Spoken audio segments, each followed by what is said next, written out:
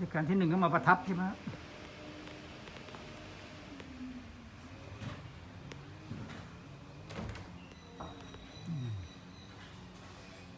ประตู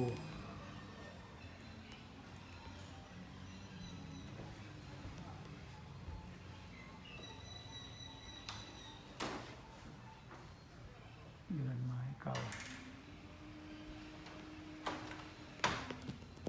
อันนี้เป็นเครื่องปิ่นโตสมัยรัตนโกสินทร์อายุประมาณศตวรรษที่24-25ประตูนี่ก็เป็น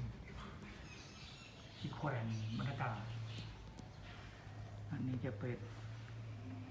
ขออนุญาตถ่ายก็ขออนุญาตถ่ายแล้วครับอันนี้เป็นกุมารอันนี้เป็นกุมารอันนี้เป็นแม่นางไม้ขออนุญาตถ่ายครับขออนุญาตถ่ายชุดมาเกวันอันนี้เป็นเครื่องเบญจรงค์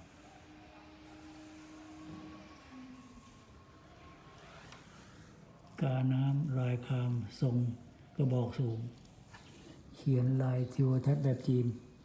เครื่องถ้วยจีนสมัยราชวงศ์ชิงอายุประมาณพุทธศตวรรษที่24หาดูที่ยอดมากอันนี้เป็นพระปาง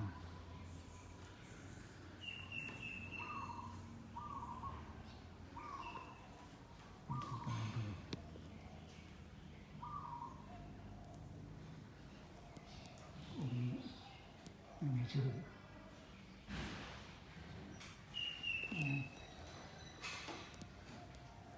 พระครูวิมลภาวนาจารย์นะครับนี่พระครูวิมลภาวนาจารย์สาธุอันนี้เป็น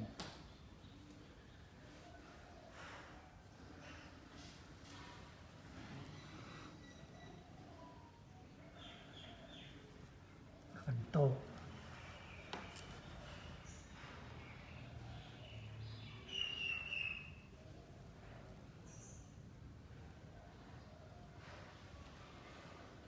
อันนี้เป็นพระบาทสมเด็จพระพุทธยอดฟ้าจุฬาโลกมหาราช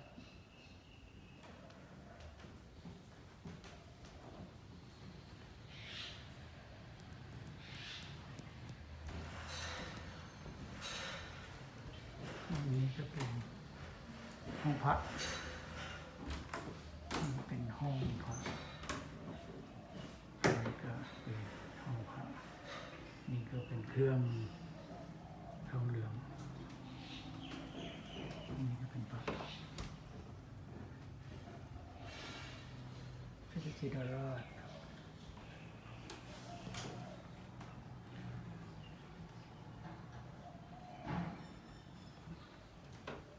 อันนี้ก็เป็นพุทธชินราชนะครับ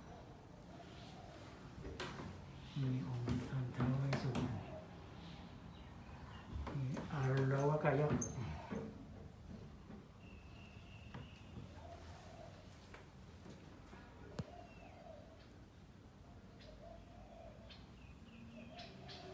อันนี้ก็เป็นเครื่องกระเบื้องจากต่างประเทศ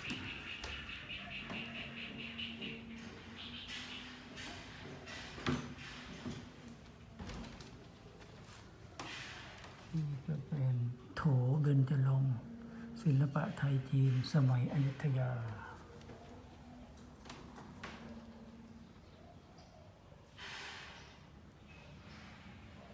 ครับทีนี้ก็จบแค่นี้ครับขอบคุณครับ